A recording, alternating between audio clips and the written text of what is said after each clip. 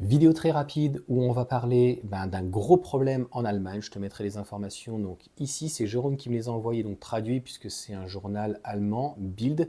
Et contrairement à certains youtubeurs qui s'amusent en fait à aller directement en Chine pour essayer de trouver une zone avec des voitures électriques, je sais plus comment on appelle ça là, tu vois, où en fait est stocké parce qu'en fait la société a coulé et puis si tu veux, les conditions en Chine, en tout cas par rapport à des sociétés, ne sont pas les mêmes, donc ça serait compliqué de juger. Nous, on aurait peut-être eu une liquidation, peut-être qu'il n'y a pas eu, bref. Ne jugeons pas les autres. En tout cas, en Allemagne, on a un problème qui est le stock. Donc essentiellement du groupe Volkswagen, des Audi, des marques premium, et pourtant, c'est pas de l'électrique.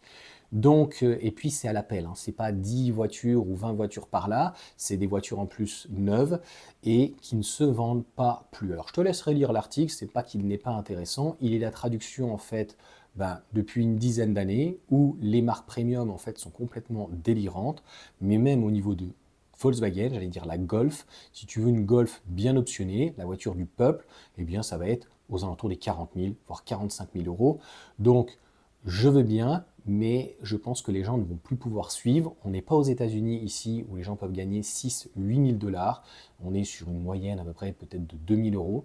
Donc obligatoirement, la voiture de Monsieur Tout-le-Monde, ça va être compliqué. Donc on est plutôt sur des Dacia aujourd'hui que même de toute façon au-delà des marques premium, du Volkswagen dans la mesure où ils sont tellement montés en prix, en gamme, je n'ai pas l'impression, mais en tout cas en prix, que ça devient en tout cas inaccessible. Et donc ça se traduit comment? Tout simplement par des endroits, je ne sais pas comment on peut dire, des hordes de voitures qui sont à l'abandon, qui sont stockées comme on peut. Ça fait penser un petit peu à 2008, où à un moment donné, je crois que c'était en Belgique, une voiture achetée, une voiture offerte, en fait, ça ne savait plus du tout quoi en faire, un petit peu comme le pétrole qui était en négatif.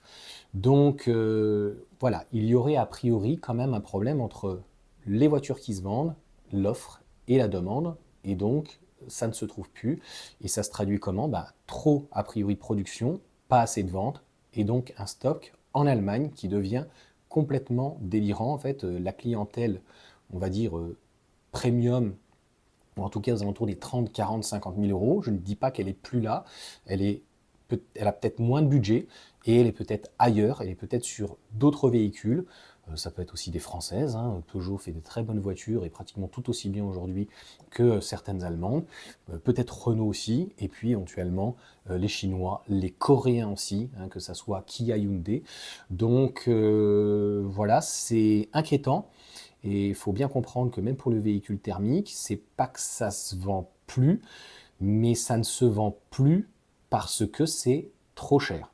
Sur ce, vidéo très courte, tu me diras ce que tu en penses. Est-ce que c'est normal, pas normal? Moi, je te dis, à un moment donné, vous êtes, les constructeurs, certains, complètement fous. Les prix sont délirants. Il y a certains modèles, en 3-7 ans, ils ont pris entre 4 et 8 000 euros pour les mêmes finitions, la même gamme. Je ne vois pas comment ça soit, c'est justifié. Mais bon, après, tu sais, avec les constructeurs, il faut s'attendre en fait à tout. Allez, ciao à tous.